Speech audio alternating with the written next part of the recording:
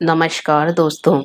आज मैं पंच पिक्खू की कहानी लेकर के आई हूँ। कहानी को अंत तक जरूर सुनिएगा। किसी गांव में एक साहूकार था और उसका एक बेटा व बहू भी थे। बहू कार्तिक माह में रोज सवेरे उठकर गंगा स्नान के लिए जाती थी। सुबह जल्दी जाते समय वह किसी भी पराये पुरुष का मुंह नहीं देखती थी।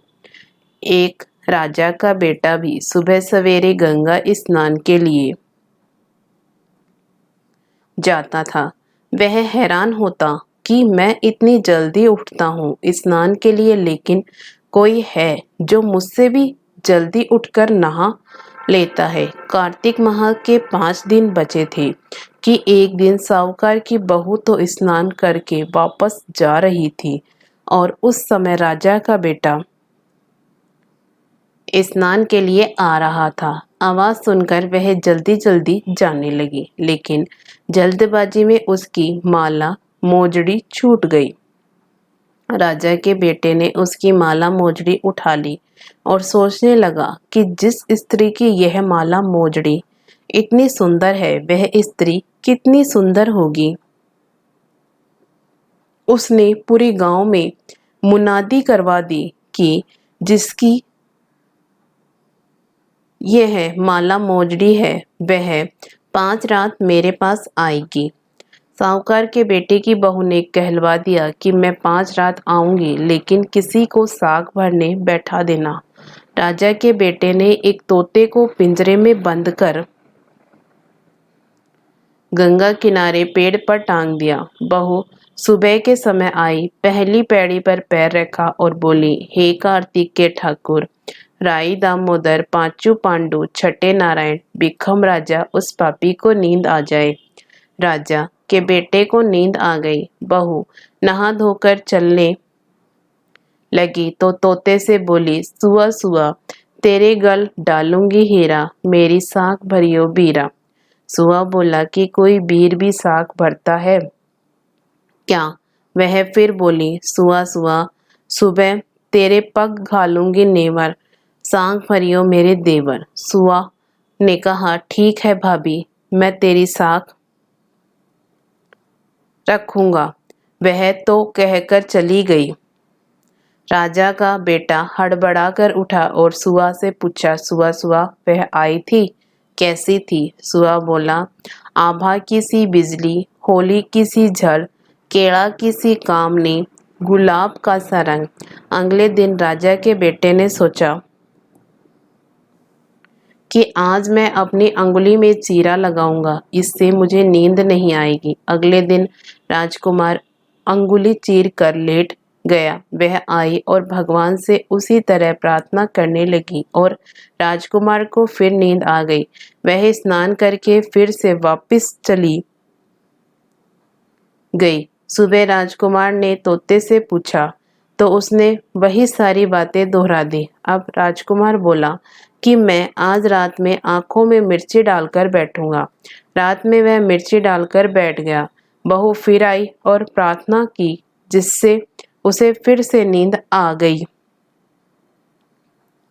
राजकुमार ने तोते से बहू के आने की बात पूछी। उसने फिर बता दी। राजकुमार अब फिर सोचने लगा कि आज मैं बिना बिस्तरे के ही बैठूंगा और रात को बिना बिस्तरे के बैठ गया।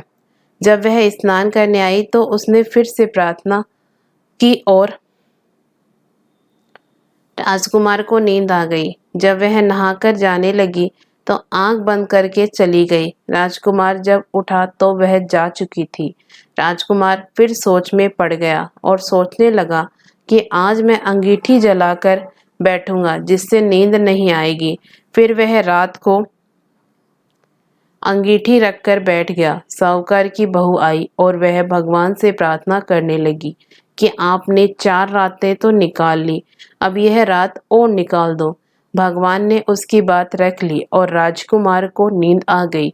जब वह नहाकर जाने लगी तो तोते से बोली कि इस पापी को कह देना कि 5 रातें पूरी हो चुकी हैं, वह मेरी मोतियों की माला मेरे घर भिजवा दे। सुबह राजकुमार की आंख खुली तो उसने तोते से पूछा कि क्या वह आई थी? तो तोते ने कहा, हाँ, वह आई थी और अब उसने अपनी माला मंगवाई है। यह सुन राजकुमार सोचने लगा कि वह तो सच्ची थी, तभी तो भगवान ने भी उसका सत रखा। कुछ समय के बाद राजकुमार को कोढ़ हो गया। राजा ने ब्राह्मण को बुलाकर पूछा कि मेरे बेटे का शरीर क्यों जल रहा है। ब्राह्मण ने विस्तार से सारी बात राजा को बताई कि इसने क्या किया था। ब्राह्मण ने कहा कि इसने पतिव्रता स्त्री पर बुरी नजर डाली, इसलिए यह इस रोग से पीड़ित हुआ है। राजा ने इसके ठीक होने का उपाय पूछा तो ब्राह्मण ने कहा कि यह उस साहूकार की बहू को धर्म की बहन बनाए और रोज उसके नहाए हुए जल से यह स्नान करे, तब यह ठीक हो सकता है। राजा साहूकार की बहू की माला लेकर साहूकार के घर गया और बोला कि यह माला आपकी पुत्रवधू की है, इसे ले और आपकी बहू के नहाए हुए जल से मेरे बेटे को नहला दे। साहूकार बोला कि वह तो किसी पराये पुरुष का मुंह तक नहीं देखती, आप उसे इस नाली पर बिठा दीजिए। जब वह ऊपर से नहाएगी तब नीचे इस नाली के पानी से आपका पुत्र नहा लेगा। राजकुमार ने ऐसा ही किया और कुछ समय बाद उसका शरीर चंदन सा हो गया।